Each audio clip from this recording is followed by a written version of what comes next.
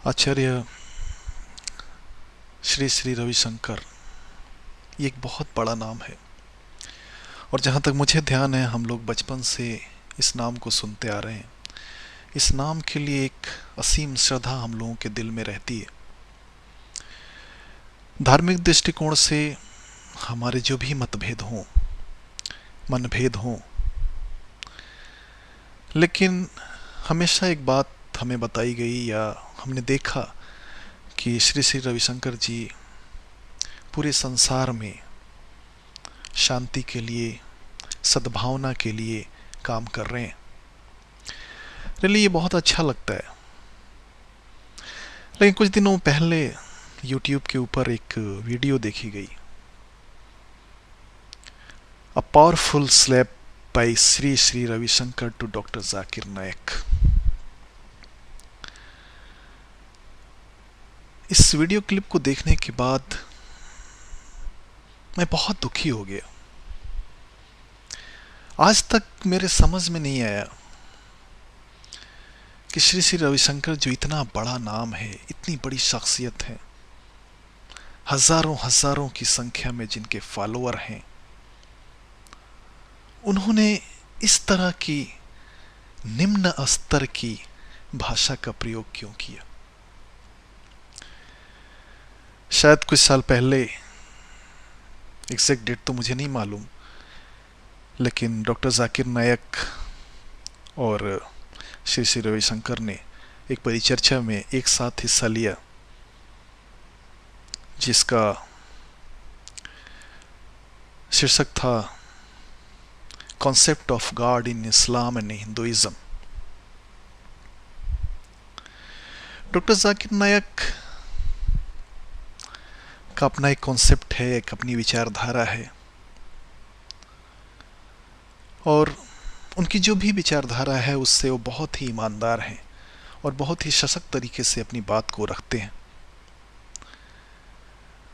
और सबसे बड़ी बात यह है कि डॉक्टर जाकिर नायक कभी भी कोई बात पर्दे के पीछे नहीं रखते। उसे हजारों लाखों लोगों के बीच बैठकर बड़ी शान से अपनी बात को रखते हैं, और आपको भी ये मौका देते हैं कि आप उन्हें काउंटर करें। वो अपनी कोई बात थोपते नहीं। इसलिए उन्होंने श्री श्री रविशंकर जी को भी आमंत्रित किया। दोनों के बीच परिचर्चा हुई। मैंने स्वयं वो परिचर्चा देखी है, और मुझे नहीं लगा कि उसमें ऐसा कुछ है जिसके लिए श्री श्री रविशंकर जी को ऐसी भाषा का प्रयोग करना चाहिए था। श्री श्री रविशंकर जी ने उसमें शुरू में ये कहा कि ढाई अखर प्रेम का पढ़े सो पंडित होए। ये सब कुछ ऐसी बातें हैं जो कानों को सुनने में बड़ी अच्छी लगती हैं, है ना। बड़ी अच्छी लगती हैं सब बातें कानों को सुनने में।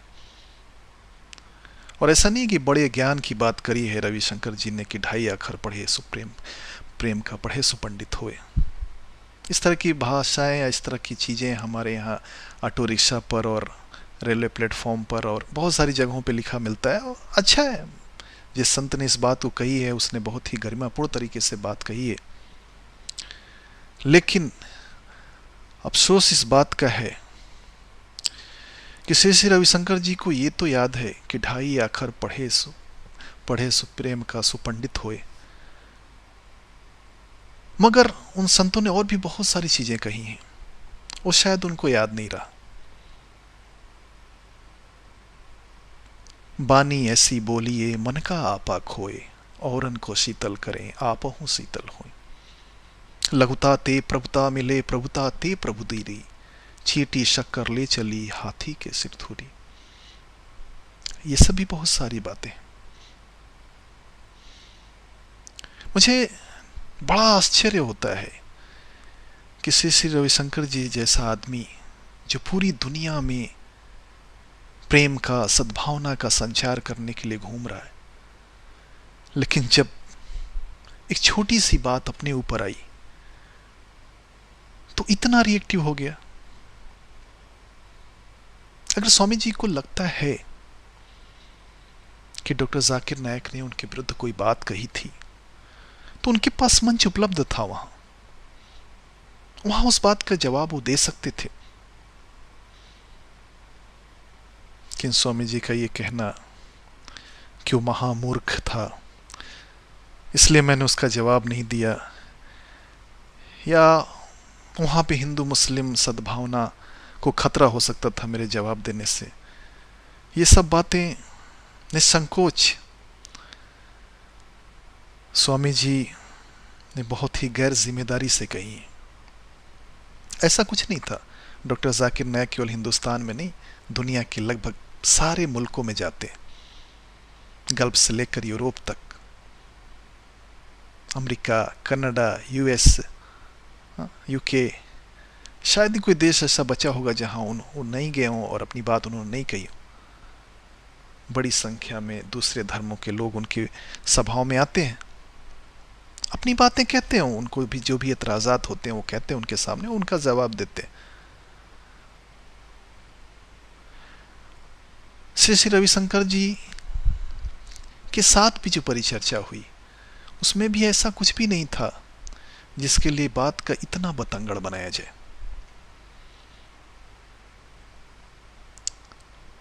रविशंकर जी ने किताब लिखी जिसके बारे में उस परिचर्चा में उल्लेख हुआ। डॉक्टर जाकिर नायक ने उस किताब की बहुत सारे बिंदुओं को गलत साबित किया क्योंकि वो गलत थी। आप इतने बड़े आदमी हैं और आप इस तरह की गैर जिम्मेदारी की किताब कैसे लिख सकते हैं? उस वीडियो क्लिप में भी श्री रविशंकर जी कह रहे हैं कि मुस्लिम खाने काबा के चारों तरफ घूमते हैं, उसको सम्मान देते हैं। तो सम्मान देना और पूजना तो एक ही है। हो सकता है श्री रविशंकर जी की भाषा में सम्मान और पूजना एक हो, लेकिन मुसलमानों के नज़दीक ऐसा नहीं है। हम अपनी पत्नी का बहुत सम्मान करते हैं लेकिन उसकी पूजा नहीं करते। हम अपने बच्चों का भी सम्मान करते हैं लेकिन उसकी पूजा नहीं करते। सम्मान और पूजा एक कैसे हो सकता है? पूजा तो जो उपास्य है, जो आराध्य है, उसकी की जाती है। सारी चीजें पूजा हो गई। आप इतने बड़े आदमी होकर इस तरह की गैर जिम्मेदाराना और विवेकहीन बात कैसे कह सकते हैं? वाद विवाद अच्छी चीज नहीं है, आपने कहा, सही है, मैं भी इसको एक्सेप्ट करता हूं। तो फिर आपको वहां जाना नहीं चाहिए था। अगर वहां जाने से पहले आप डॉक्टर जाकिर नायक को नहीं जानते हैं या उनकी शैली को नहीं जानते हैं, अगर आप ये कहना चाहते हैं, तो कौन विश्वास करेगा आपका? आप गए, जो बातें हुई, हो सकता है आपको कुछ बातें वहां अच्छी नहीं लगी या आपकी भी बातें कुछ लोगों को वहां अच्छी नहीं लगी, लेकिन डॉक्टर जाकिर नायक ने तो कभी दोबारा उस परिचर्चा के बाद से आपका संदर्भ यूज नहीं किया, इस्तेमाल नहीं किया। फिर आप इस तरह की भाषा क्यों प्रयोग कर रहे हैं? यहां तक ज्ञान की बात है स्वामी जी, ज्ञान पे किसी का एकाधिकार नहीं होता। आपने कहा डॉक्टर जाकिर नायक ने ग्लॉसरीज याद कर ली। हो सकता है आपकी नजर में कुरान, रामायण, महाभारत, गीता, पुराण, उपनिषद, बाइबल, ये सब ग्लॉसरीज हों केवल, लेकिन डॉक्टर जाकिर नायक के लिए ग्लॉसरीज नहीं है। डॉक्टर जाकिर नायक के लिए जीवन का आधार है। आप में और डॉक्टर जाकिर नायक में सबसे बड़ा फर्क यही है। आपने कहा कि उनका अपना कुछ नहीं है, केवल ग्लॉसरीज याद करते हैं। ये सही है, डॉक्टर जाकिर नायक हमेशा ये बात कहते हैं कि मेरा अपना कुछ भी नहीं है, मैं केवल स्क्रिप्चर की बात करता हूं। अगर मैं इस्लाम की बात करता हूं तो जो कुरान और हदीस कहते हैं, अगर मैं हिंदुइज्म की बात करता हूं तो जो गीता, वेद, उपनिषद कहते हैं, अगर मैं क्रिश्चियनिटी की बात करता हूं तो जो बाइबल कहती है, मेरा अपना कुछ भी नहीं है। सही है, इसमें आपने कुछ नया नहीं कहा। आपको ऐसा लगता है कि इस आधार पे वो छोटे हैं, तो ये आपकी अपनी सोच हो सकती है, क्योंकि डॉक्टर जाकिर नायक तो खुल के इस बात को ही एक्सेप्ट करते हैं कि मैं कुछ भी नहीं हूं, मैं शून्य हूं, मैं जीरो हूं। अगर मैं इस्लाम की बात करता हूं तो वही है जो इस्लाम के स्क्रिप्चर में है। आप में और डॉक्टर जाकिर नायक में सबसे बड़ा फर्क यही है। डॉक्टर जाकिर नायक का पूरा संघर्ष इस बात के लिए है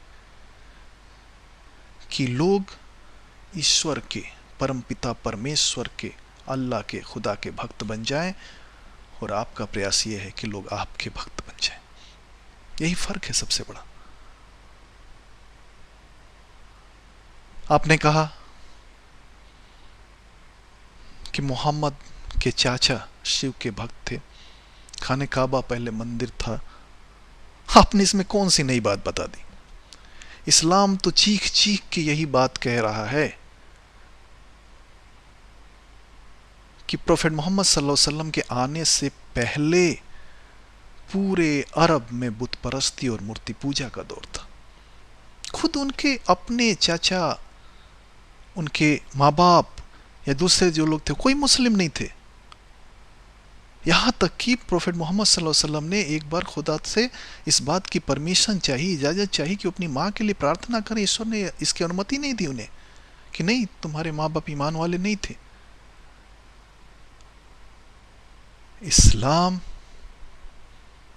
अंधविश्वास पे नहीं चलता। इस्लाम तर्क और दलील का मजहब है। अगर प्रोफेट मोहम्मद के चाचा काफिर थे तो काफिर थे। प्रोफेट मोहम्मद ने कभी इस बात को डिफेंड नहीं किया कि मेरे चाचा हैं इसलिए कोई अच्छा होगा, मेरे कोई मामा इसके लिए अच्छा होगा। नहीं, अच्छा वो था जो परमपिता परमेश्वर के ऊपर ईमान लेके आया, फिर वो चाहे कोई भी हो। जो सल्लल्लाहु अलैहि वसल्लम के कई चाचा थे, उसमें कुछ ईमान लाए, कुछ नहीं लाए। जो लाए वो मुस्लिम, जो नहीं लाए वो काफिर, अनबिलीवर। इसमें आपने कौन सी नई बात बता दी? खाने काबा में पूरा खाना काबा मूर्तियों से भरा पड़ा था। इस्लाम इसके लिए तो आया कि उस अंधकार को मिटा के रोशनी को ले आए। आपने इसमें कौन सी नई बात बता दी? अगर प्रोफेट मोहम्मद के आने के बाद भी खाने काबा मंदिर ही रहता तो फिर प्रोफेट मोहम्मद के आने का कोई मतलब नहीं था। इसलिए आधारहीन और तर्कहीन बातों का सहारा न लें स्वामी जी। आपने कहा कि मेरे से वेद की बात करनी चाहिए, मैं कुरान का पढ़ा हुआ नहीं, मुझे कुरान के बारे में क्या पता। आपको कुरान के बारे में पता नहीं और कुरान और वेद के ऊपर आपने पूरी किताब लिख दी। इतने इर्रिस्पॉन्सिबल हैं आप, इतने गैर जिम्मेदार हैं आप। स्वामी जी, बड़ा सादर अनुरोध है मेरा आपसे, विनम्र बेनती है आपसे कि आप उस वीडियो को YouTube से हटा दें, क्योंकि हजारों लाखों लोगों की भावनाएं जुड़ी हैं डॉक्टर जाकिर नायक से। आपको कोई अधिकार नहीं है कि आप उनकी भावनाओं का अपमान करें। अगर आपको ऐसा लगता है कि डॉक्टर जाकिर ने कुछ गलत कहा है तो आप उनसे सीधे परिचर्चा कर सकते हो, तो हर समय तैयार रहते हैं मेरे विचार से। लेकिन पिछले दरवाजे से इस तरह की चीजें वीडियो अपलोड करना, आप सारे संसार को धैर्य, सब्र, प्रेम, सद्भाव का संदेश दे रहे हैं और आप इतना धैर्य नहीं रख पाए कि छोटे से वाद विवाद के लिए आपने पूरे वीडियो पे एक व्यक्ति के ऊपर इस तरह हमला किया। उपदेश देना बहुत आसान है स्वामी जी। अंत में एक बार मैं फिर आपसे निवेदन करूंगा, धर्म के आधार पे नहीं, मानवता के आधार पर, कि आप उस वीडियो को YouTube से हटा दें। आगे आपकी इच्छा। लोकतंत्र में हम किसी को बाध्य तो नहीं कर सकते और करना भी नहीं चाहिए, सबको बोलने का अधिकार है, आपको भी है, मुझे भी है। लेकिन आपका एक बड़ा सम्मान है हम सबके हृदय में, आपकी एक विराट छवि है हम सबके हृदय में।